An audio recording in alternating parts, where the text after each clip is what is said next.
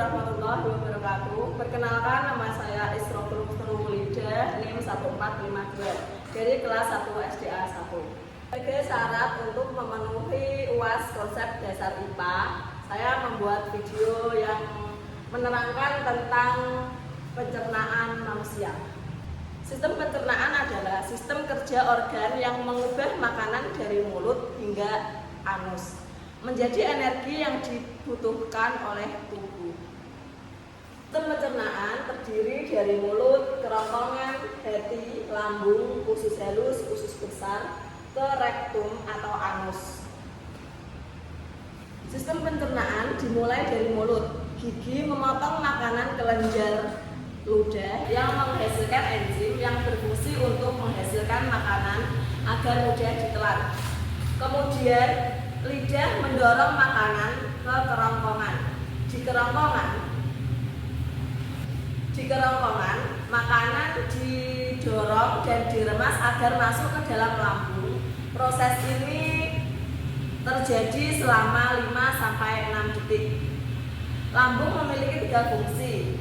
Fungsi lambung yang pertama yaitu menyimpan makanan selama 2-4 jam.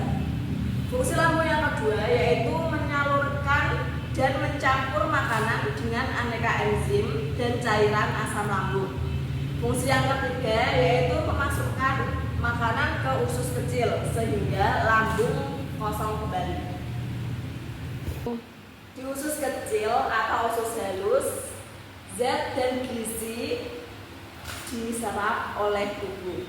Pankreas menghasilkan enzim dan hati menghasilkan empedu. Empedu itu membantu pencernaan makanan di usus kecil. Sisa-sisa pencernaan yang tidak dapat digunakan oleh tubuh masuk ke dalam usus besar. Ini ya usus besar. Usus besar, air dan mineral diserap sampai habis. Sisa-sisa itu lalu masuk dan berakhir di anus. Ada beberapa cara untuk menjaga kesehatan pencernaan manusia. Yang pertama, membeli makanan di lingkungan yang bersih. Yang kedua, kita itu harus makan yang teratur. Yang ketiga, mencuci tangan sebelum makan. Yang keempat, mencuci buah dan sayur yang tidak dimakan. Jadi, buah dan sayur yang mau dimakan itu harus dicuci terlebih dahulu. Yang kelima yaitu menggosok gigi dengan benar. Selanjutnya, makan makanan yang sehat, bersih, kaya serat seperti buah dan sayur.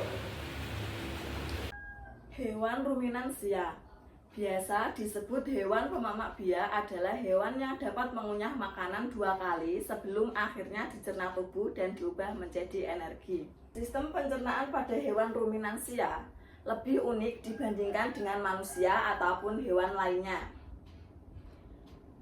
Hewan ruminansia salah satunya yaitu ada sapi, kerbau, domba, kambing, dan rusa. Sistem pencernaan pada hewan ruminansia lebih unik dibandingkan dengan manusia ataupun hewan lainnya. Pada hewan ruminansia terdapat 4 lambung dengan fungsi yang spesifik. Hewan ruminansia dapat mengunyah atau memamah makanannya melalui 2 fase. Fase pertama yaitu awal makanan masuk, makanan hanya dikunyah sebentar dan masih dalam tekstur yang kasar.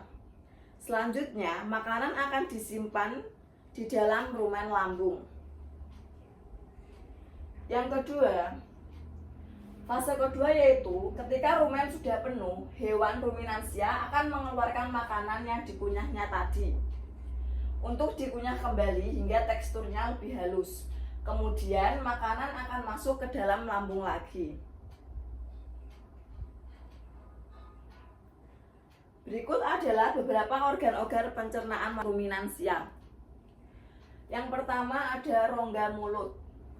Rongga mulut atau cavum oris. Rongga mulut berfungsi sebagai tempat masuknya makanan dan dimulainya proses pencernaan. Rahang hewan ruminansia dapat bergerak menyamping untuk menggiling makanan. Yang kedua ada esofagus atau kerongkongan. jalur penghubung antara rongga mulut dengan lambung. Makanan hanya melewati esofagus tanpa melalui proses apapun. Hal ini karena kerongkongan ruminansia umumnya sangat pendek sekitar 5 cm, tetapi mampu melebar untuk menyesuaikan ukuran dan tekstur makanan. Selanjutnya ada lambung. Proses pencernaan pada lambung yang pertama untuk menampung makanan sementara sebelum dikeluarkan kembali. Selain itu, lambung berfungsi dalam proses pembusukan makanan dan menghasilkan enzim selulase yang dapat mengurangi selulosa. Selanjutnya ada rumen atau perut besar, tempat penyimpanan sementara makanan yang sudah ditelan dan dibantu menguraikan makanan. Ini adalah rumen pada hewan ruminansia.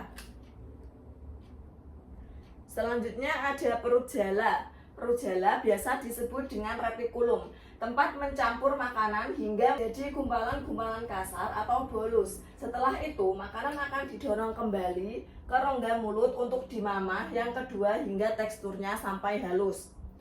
Selanjutnya ada omasum atau perut buku, membantu proses penghalusan makanan secara kimiawi yang dibantu oleh kelenjar enzim dan mengurangi kadar air. Omasum itu yang ada di sini.